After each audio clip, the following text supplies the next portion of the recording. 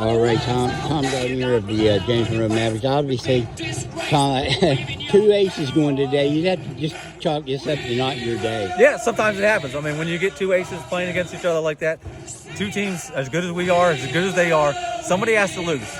And regardless of if it was 1-0 or 12-1, a loss is a loss, a win is a win. That's the reason why this is a best-of-3 series. You got to win 2. In all honesty, they did half of the work today. We got a little bit more work to do than they do, but they only did half the job. So we got to leave what we did here and go to the inside tomorrow and play like we're supposed to.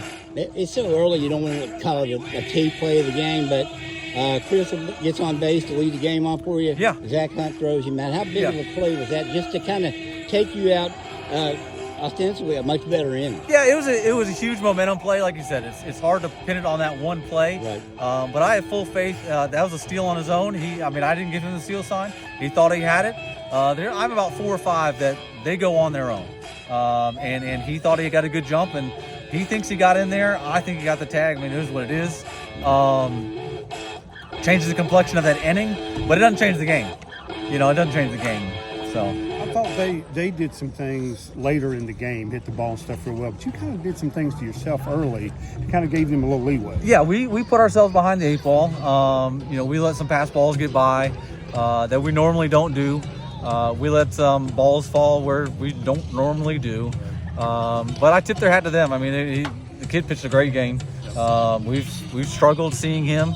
He had 15, 16 strikeouts last time. He probably had pretty close to that off the top of my head this game. 12, I think, in this game. So it's just one of those that, it's a best-of-3 series.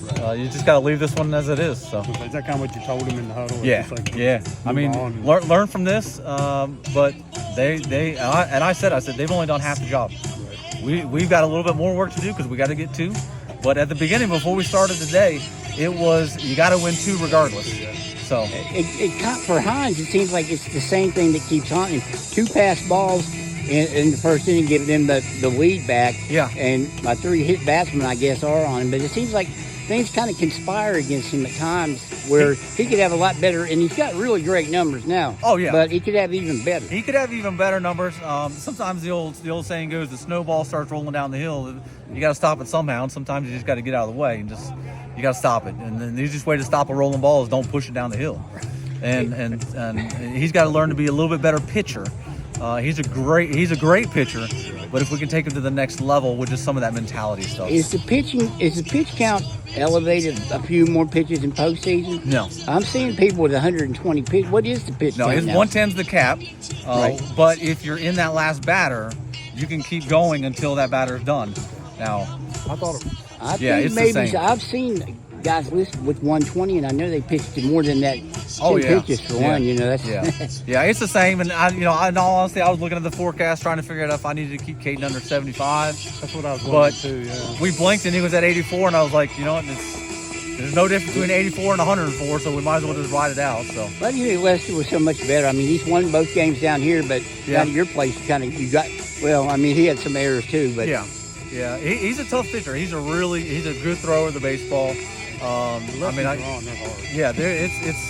We don't see a lot of left-handers, and a lot of teams don't see a lot of left-handers, and they don't have a lot of left-handers that throw as hard as he does, that throw as good as he does, that throw as consistent as he does. You're likely to see Jared Phillips, a guy you didn't see this year. We haven't seen him yet. I think the forecast isn't good for tomorrow, maybe not even Wednesday. Right. What do you tell your kids now between then to try to get ready for this? He's a great control pitcher. Yeah, he's going to fill the zone, and we just got to be prepared to when the ball's there, that we get 3 strikes for a reason.